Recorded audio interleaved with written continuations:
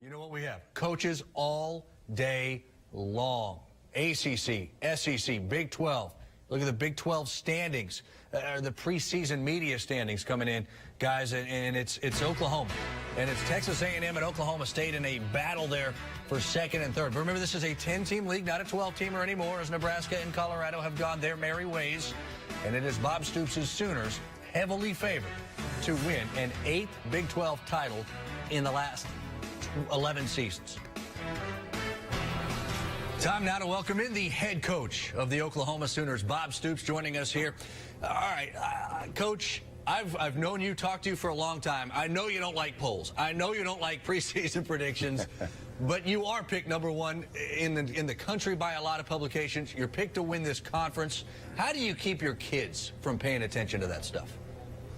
Well, in reality, this isn't new for us, and whether it's preseason, middle of the season, anytime that it isn't the end of the season, the players understand it's all about earning it, doing the work necessary to be that, to be number one, and so what? Right now, we can't do anything about it. All we can do is try and do the work, and hopefully everybody predicting it's right. And a lot of times, most of the time, people predict it is right. When you take a step back and look at what your program has done, 7 conference championships since 2000, that almost seems ridiculous. What does that mean to you personally? Well, we do take a lot of pride in it, and winning 7 of the whatever it is, the last 11 championships means a lot. Our players take a lot of pride, and it begins there. We want to win national championships as well, and we have fought for those and have won them too. But at the end of it, it's it isn't easy to do when you look at the division we're in, and then running through the Big 12 conference and winning the championship game in the past. All of that's been difficult, and our players do take a lot of pride in what we've been able to do to this point. Coach, a lot of talk coming into the season about your quarterback, Landry Jones. He's gained a lot of experience the last 2 seasons.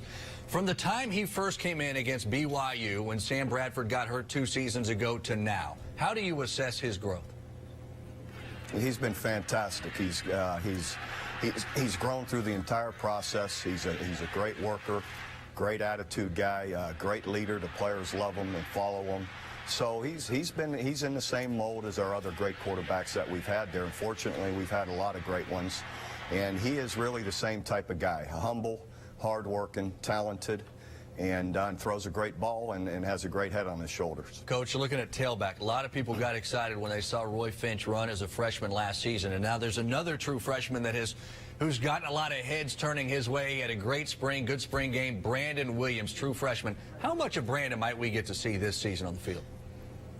We'll see how Brandon continues to progress, through 2-a-days. He did really well in the spring.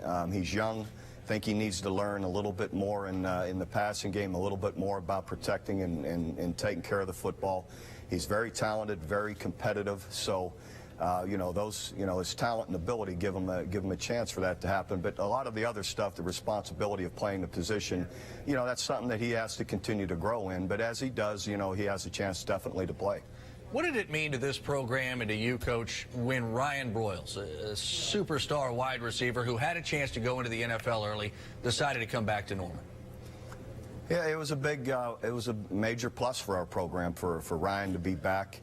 Again, another guy that, though he's not a big guy, is so competitive, so talented, and makes so many big plays. It was a big spark, to have Ryan come back and want another year, and he has a chance to go out as the all-time leading receiver in college football, and hopefully, you knock wood, he stays healthy, and that can happen. OU, I know, got 2 big wins. And it might have even been back-to-back days, Coach, if I'm not mistaken here. Ryan Broyles says he's coming back, and then your defensive star, your linebacker, Travis Lewis, says he's coming back. How big a deal was that for the defense? Again, it's a big plus to have Travis Lewis, the leader of our defense, back, and great attitude guy, tough physical player, and very talented. So having Travis back as the leader of the defense was a big bonus too. And these guys both, I believe, have made good decisions because they can improve and hopefully move up in their position in the draft. And as they do, it's going to be good for them. Coach, how do you like the new 10-team Big 12? I have to like it. So it's the way it is. And, you know, as us as coaches, we're pretty much all this way, is just play the hand you're dealt. And, you know, playing 9 conference games will be challenging and exciting. And so it's just a different way we're doing it. But there's still great teams, great coaches, great players in this league. What are the changes that creates in terms of scheduling? So now you get one fewer non-conference game, and I know fans might not want to lose that fourth chance to see somebody different, but how does that affect you? You're going to play the same 9 teams every single year now as part of this Big 12. What does that do? Yeah, I kind of like it, playing everybody in the league. We have, year in and year out, have always played a difficult schedule, meaning non-conference schedule as well. So this just gives us another conference game, and you're minus the championship game. So in the end, as we look at it, it's not a lot different in our eyes. Yeah, we mentioned the 7 Big 12 championships that you've won. You've played in even more Big 12 championship games. Now you don't have that. What's your take on not having that?